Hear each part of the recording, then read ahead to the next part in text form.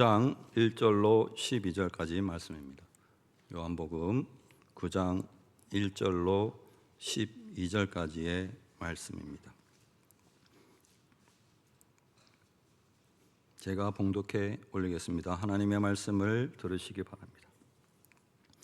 예수께서 길을 가실 때에 날때부터 맹인된 사람을 보신지라. 제자들이 물어 이르되 랍비여, 이 사람이 맹인으로 난 것이 누구의 죄로 인함이니까? 자기니까 그의 부모니까?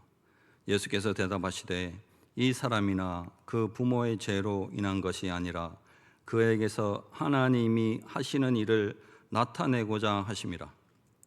때가 아직 낮음에 나를 보내신 이의 일을 우리가 하여야 하리라. 밤이 오리니 그때는 아무도 일할 수 없느니라. 내가 세상에 있는 동안에는 세상의 빛이로라. 이 말씀을 하시고 땅에 침을 뱉어 진흙을 이겨 그의 눈에 바르시고 이르시되 실로암 못에 가서 씻으라 하시니, 실로암은 번역하면 보냄을 받았다는 뜻이라. 이에 가서 씻고 밝은 눈으로 왔더라. 이웃 사람들과 전에 그가 거리는 것을 보았던 사람들이 이르되 이는 앉아서 구걸하던 자가 아니냐?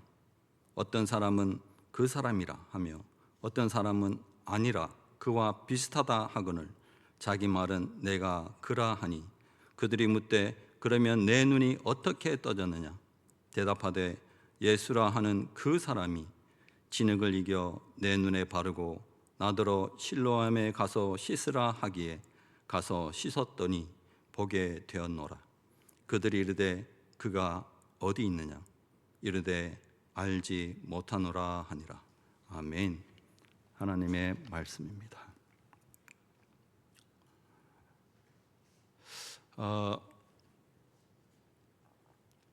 길을 가다가 넘어진 사람을 보면 어떻게 해야 할까요?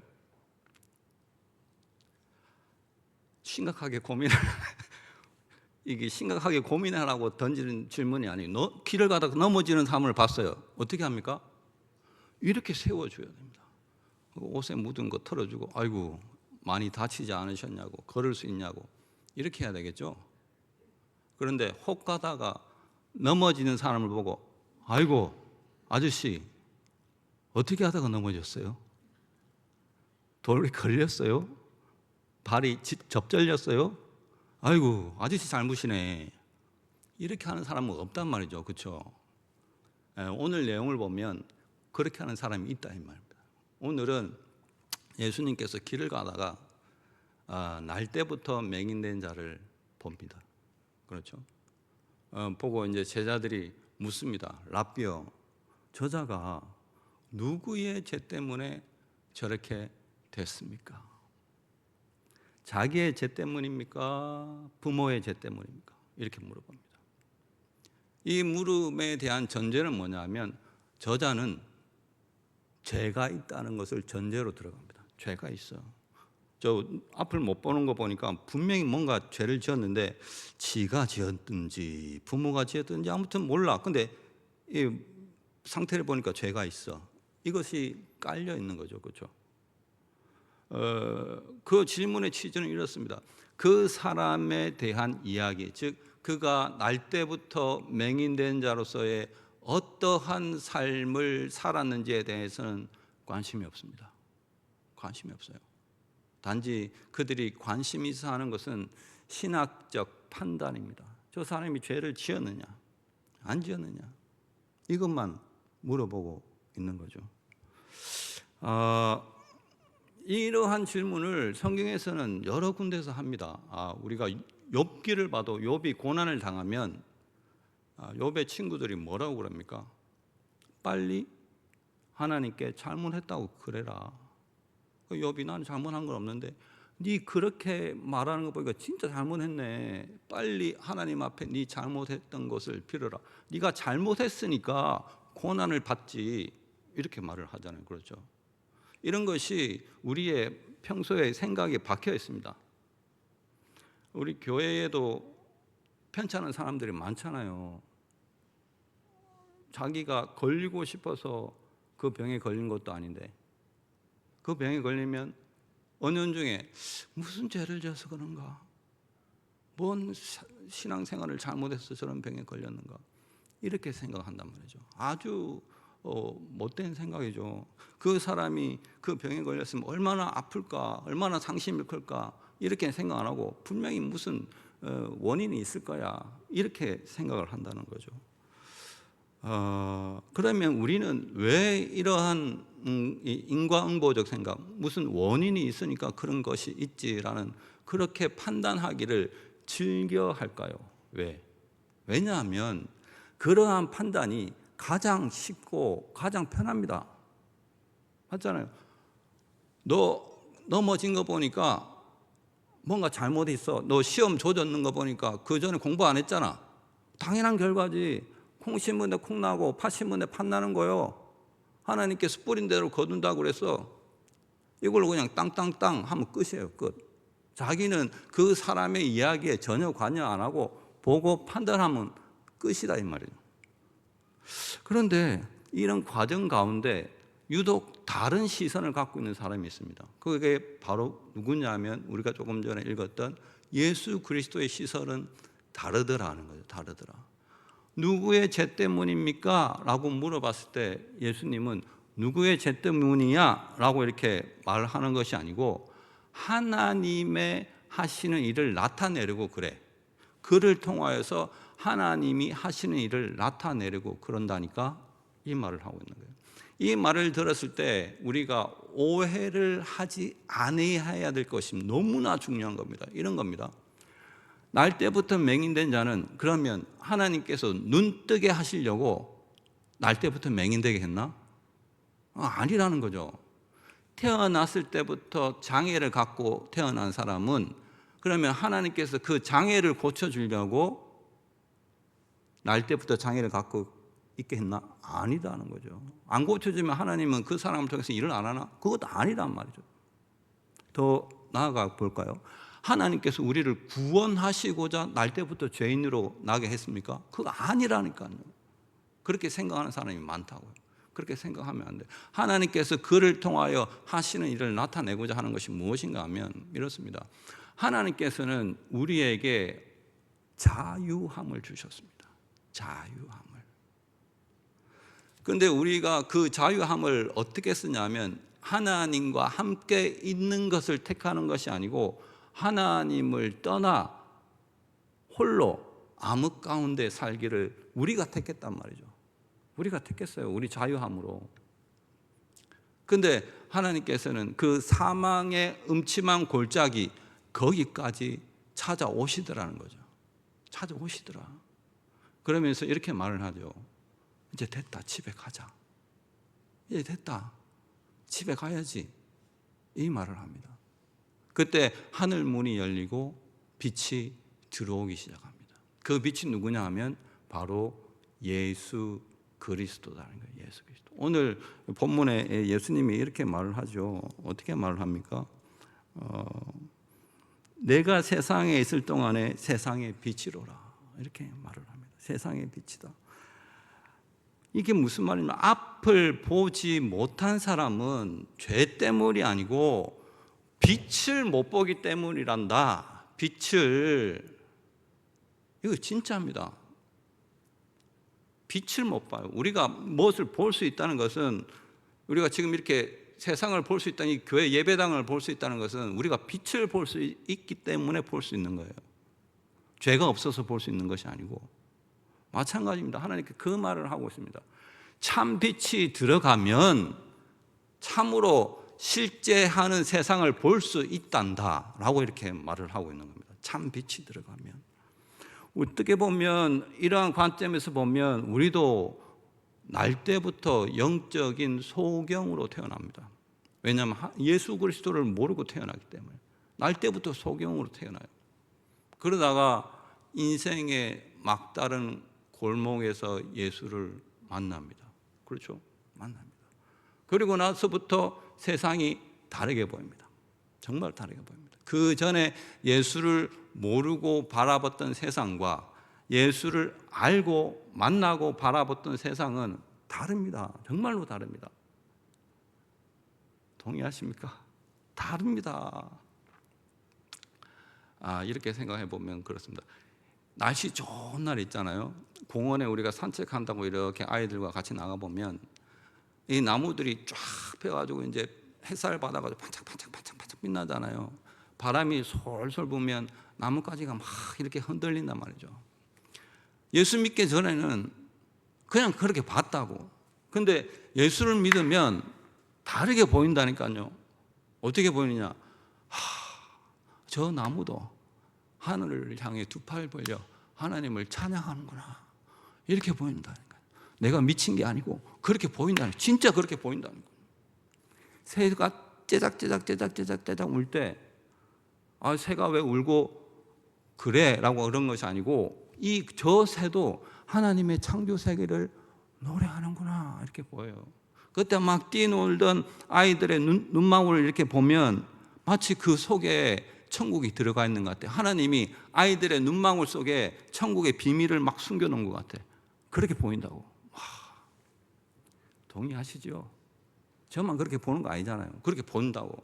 그리고 이제 회사에서 이제 열심히 일을 하고 이제 퇴근할 때 저녁 해가 이렇게 뉘우 지잖아요. 이제 석양을 보잖아요. 붉은 노을을 쫙 보면 어떤 생각이 듭니까?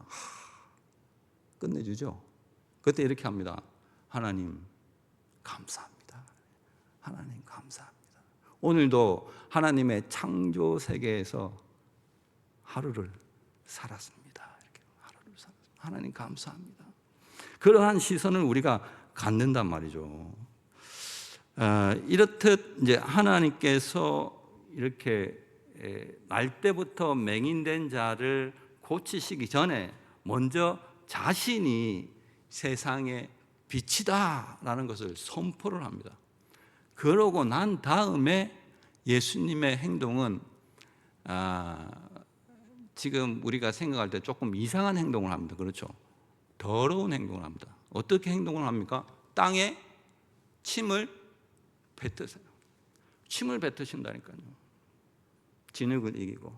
성경에 예수님께서 어떠한 환자를 고치실 때 침을 뱉어서 고치는 사건이 몇몇 나옵니다. 마가복음에 이렇게 가보면 귀가 먹고 입이 어눌한 자를 예수님이 어떻게 고치냐면 침을 뱉어서 고치거든요.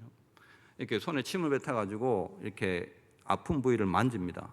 그래서 에바다 이렇게 외치죠. 그래서 귀 먹었던 사람이 귀가 들리고 혀가 풀리고 말을 하기 시작합니다. 또 한 장 딱 더 넘겨보면 벳세다의 소경이 나타납니다. 그도 예수님이 어떻게 고치냐면 침을 얼굴에 뱉어서 고칩니다. 눈에다가. 그리고 2번이나 안수해서 이렇게 고치거든요.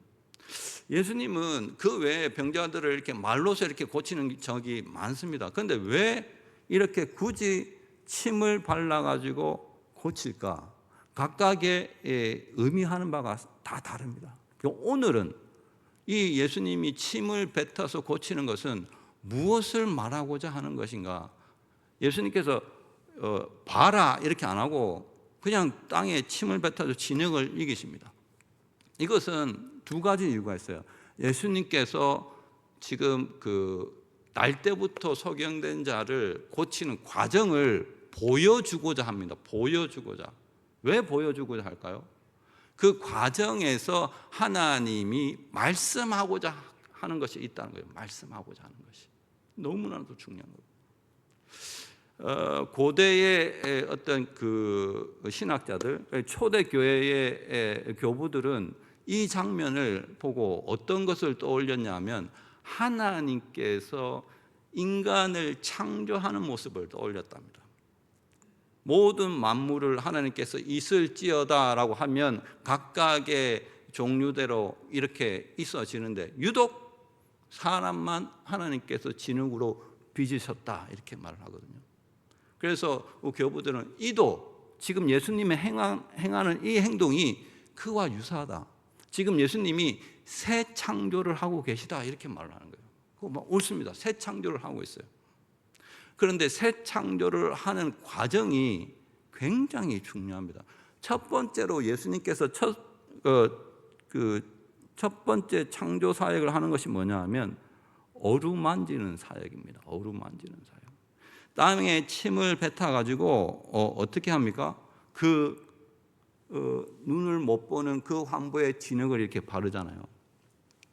어루만집니다. 단순히 어루만짐이 아니고 하나님께서 지금 그 맹인의 그 아픔과 서러움을 함께 하는 거예요. 이렇게 만지는 거예요. 이렇게. 지금도 그렇습니다. 지금도 우리가 당하는 어떠한 서러움이나 우리가 이겨내지 못할 그런 아픔들이 있잖아요. 지금도 예수님이 만집니다. 아멘입니다. 만져 있어요.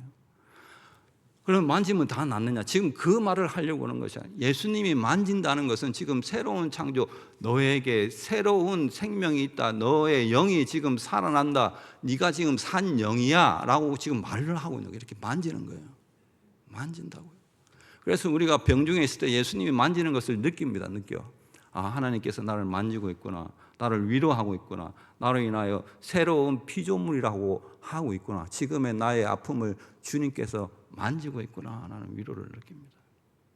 두 번째 예수님께서 하는 행동이 뭐냐면 씻기십니다. 씻겨. 바르시고 맹인에게 뭐라고 합니까? 실로암 못으로 가서 씻으라 이러잖아요. 실로암이라는 것은 보냄을 받았다라는 거잖아요. 보냄을 받았다. 또 누가 보냄을 받았습니까? 예수님이 보냄을 받았잖아요. 이 말은 무슨 말이냐면 내가 너의 아픔과 서러움을 씻어준다는 거예요. 내가 씻어준다고. 이것이 참 위로가 됩니다. 우리 예전에 어릴 때 보면 우리는 막 예전에 핸드폰 이런 게 없어가지고 친구들하고 이렇게 땅 따먹기 놀고 딱지치기 하고 막 이렇게 놀았잖아요. 이렇게 놀았거든요. 제가 막 이렇게 놀면 해가 뉘웃뉘웃하게 지나가면 이제 무심하니까 굉장히 별나게 놀잖아요. 막 친구들하고 치고받고 어디 끓히고 까이고 이렇게 들어오잖아요. 그럼 어머니가 그걸 보고 이게 막 다라이가 아니고 뭐라고 합니까? 대야에다가 물을 받아가지고 막 씻기죠. 옷 벗기고. 그러면 니는 이거 어디다 다치고 들어가노? 이러면 금마가 나를 뭐 이렇게 말하면 엄마가 뭐랍니까? 시끄라! 이러면 시끄라! 그래서 막 씻기죠. 씻기고 흥해! 이러면 흥이라고 막 한다고. 다 씻기고 나서 어떻게 합니까? 이제 깨끗한 옷을 갈아입힙니다. 깨끗한 잠옷을 갈아입히고 뭐라고 그래요? 와서 밥 먹어. 밥 먹어. 이것이 씻기는 행동입니다. 우리가 인생을 살다가 사회에서 져 터지고 뭐 할 수 없는 병에 걸리고 이러면 예수 앞에 가서 펑펑 울면 예수님이 이렇게 씻긴다고요. 시끄러. 괜찮아. 밥 먹어. 털어버려. 괜찮다고. 이렇게 말하는 분이 예수님이라고. 예수님. 그리고 끝에 하는 것이 뭐냐면 보여주시거든요. 그 제사 보여주십니다. 그걸 보여주세요. 새로운 세계, 즉 그 맹인은 처음으로 눈을 떠서 보는 거예요. 처음으로 그 하나님의 창조 세계를 새로운 눈으로 이렇게 보기 시작하는 거예요. 이때까지 맹인은 뭘 했을까요? 맹인이 순종했네 뭐 이렇게 돼 있던데 맹인의 순종보다 맹인은 한 것이 하나도 없어요. 맹인이 실로암 못에 가서 씻었지 않습니까? 실로암 못에 질질 끌려간 거예요. 질질 끌려가서 누군가에 의해서 끌려갔다고요. 맹인이 뭘 보여서 실로암 못이 어딘 줄 알아서 어떻게 가요? 자기가 못 간다고요. 누군가의 손에, 제자들의 손에 끌려갔든지 뭐 동네 사람들 손에 끌려갔든지 끌려간다고. 끌려가서 마지못해 씻고 이렇게 온다고요. 우리 인생도 마찬가지입니다. 마찬가지.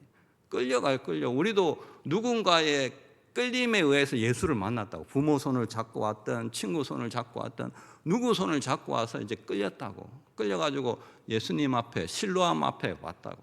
그리고 마지막에 예수님이 지금 우리 손을 잡고 여기까지 끌고 오신 거라고. 예배당까지 예수님이 끌고 오신 거라고요. 아멘입니다. 아멘. 자, 그러면 이게 놀라운 일이잖아요. 맹인이 날 때부터 맹인이 눈을 떴다고요. 그러면 그 동네 사람들의 반응이 어떠할까요? 이야, 너 눈 떴구나. 나 알아보겠어? 옆집 살은 누구야? 내가 이렇게 생겨서 봐. 뭐 이런 식으로 그 기쁨에 동참을 했을까요? 안 했다고요. 제자들과 똑같이 원인을 물어봤다고. 어떻게 해서 눈을 뜬 거야 너? 이걸 물어봤다고. 이것이 지금 우리 사회에 깔려 있습니다. 깔려 있어요. 이게 무슨 말이냐면 공감을 상실했어요. 공감을. 우리 이 사회 안에 하나님께서 어떻게 역사하고 어떤 이야기를 만들어 가는가에 대해서는 관심이 없다니까요. 어디에 관심이 있냐? 정보에만 관심이 있어요. 정보. 어떻게 하면 주식이 오를까? 어떻게 하면 뭐가 될까? 오로지 정보입니다. 그것도 빨리 알려줘야 돼. 뭐 민기적 거리면 채널 딴 데 돌려. 요즘 애들 뭐 유튜브 쇼츠 이렇게 보고 넘기잖아요. 10초 이상은 안 보면 그냥 바로 넘깁니다. 자기가 원하고 즉각적으로 답할 수 있는 그러한 세대가 됐단 말이죠. 한 철학자는 이러한 세대를 가지고 뭐라 그러냐면 서사의 위기다. 서사의 위기. 서사의 위기란 무슨 말이냐면 이야기가 상실되어 간다. 이야기가 상실돼. 우리의 삶 속에서 하나님이 어떠한 이야기를 만들어 가신가는 관심이 없다는 거예요. 아주 심각합니다. 이것이 우리 교회에 들어오면, 우리 신앙인들의 삶에 들어오면 어떤 현상이 발생하느냐면 마찬가지입니다. 하나님이 나를 통하여 어떠한 인생을 엮어가고 어떠한 인생을 써내려 가실까는 관심이 없어요. 빨리 내가 기도를 할 테니까 응답을 주세요. 우리 애 시험 치니까 빨리 응답 주세요. 남편 뭐 어떻게 하니까 응답을 줘요. 어디 아프니까 응답 주세요. 빨리. 그게 안 되면 어떻게 합니까? 이제 치성을 드리죠. 금식기도 하고 새벽기도 하고 난리를 합니다. 그게 나쁘다는 것이 아니고 그렇게 돼버린다. 하나님께서 지금의 내 상태를 모르고 계시는 건 아니잖아요. 알고 있다고. 그런데 이 상태를 가지고 하나님께서 나를 어떻게 하시는가는 관심이 없어요. 빨리 여기서 벗어나게 해주세요. 그렇게 한다. 그렇게 하면 우리의 삶에 어떠한 결과가 일어나냐면 하나님께서 우리를 통하여 하시고자 하는 이야기를 닫아버립니다. 관심도 없다고요. 닫아버립니다. 그럼 우리는 어떻게 해야 되느냐? 여기에 대해서 맹인이 아주 중요한 것을 말을 합니다. 우리 11절 말씀인데요. 한번 읽어볼까요? 같이 한번 읽어보겠습니다. 시작.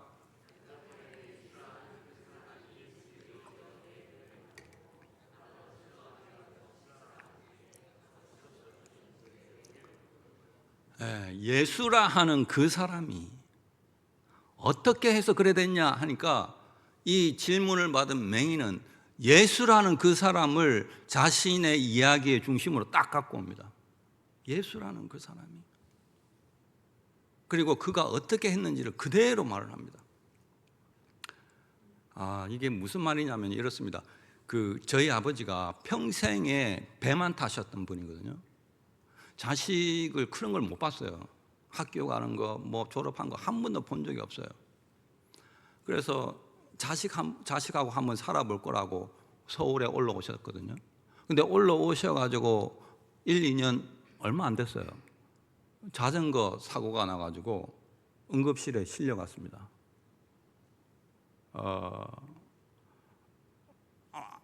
못 움직이세요. 아무것도 못 움직여요. 눈만 껌뻑껌뻑해요.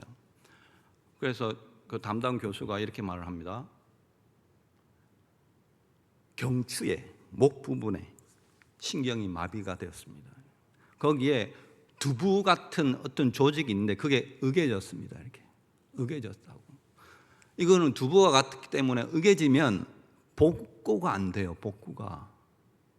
그래서 수술해도 아무런 진전이 없다고.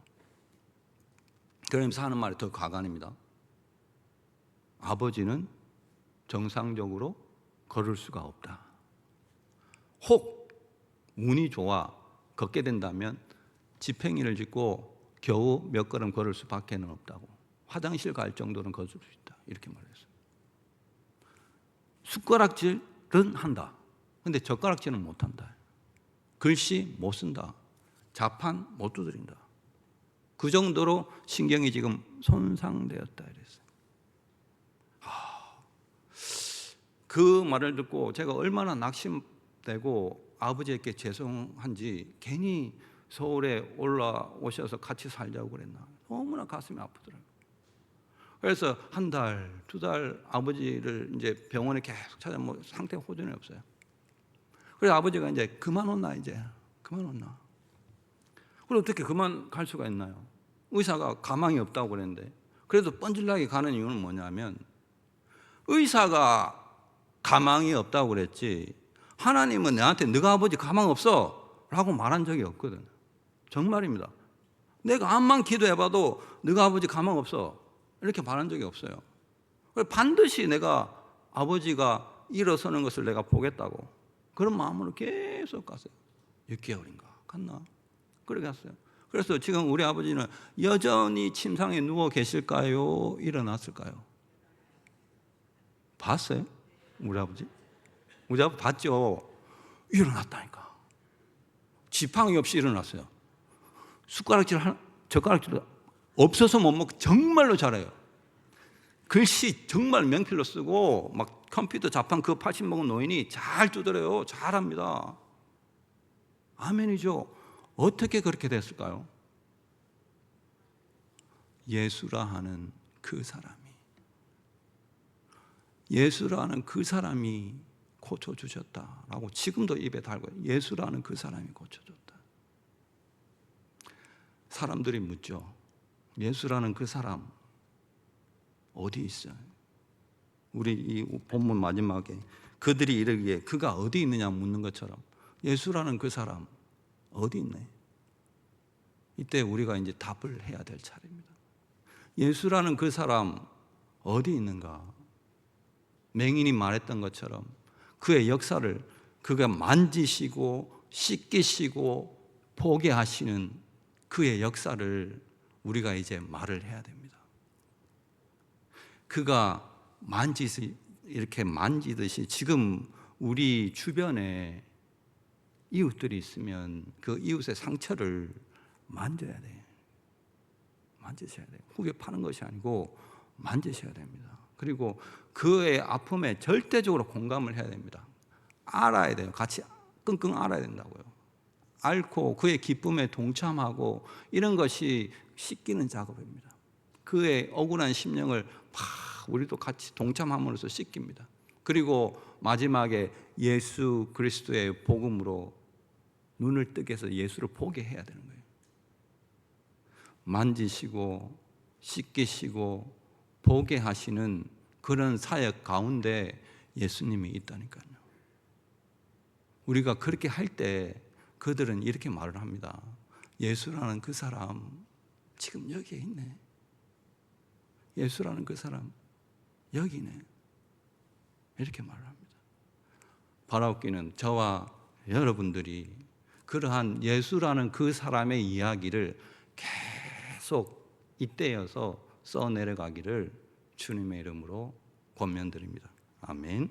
기도하겠습니다. 하나님 아버지 은혜를 감사합니다. 참으로 영적으로 날 때부터 석영된 자를 인생의 어느 골목에서 하나님께서 만나주시고 이렇게 입술로 하나님을 아버지라 고백하게 하시니 감사합니다. 우리 인생에 예수라는 그 사람의 이야기가 아직도 살아있음을 하나님 앞에 고백하오니 이제 우리의 삶도 그리스도와 똑같이 어루만지고 씻기고 보게 함으로써 예수라는 그 사람이 지금 이곳에 살아있으므로 모든 상처받은 영혼들에게 아직 살 소망이 있다는 것을 전달하게 하옵소서. 우리의 삶을 예수의 이야기로 만들어 주옵소서. 감사하며 예수님의 이름으로 기도드리옵나이다. 아멘.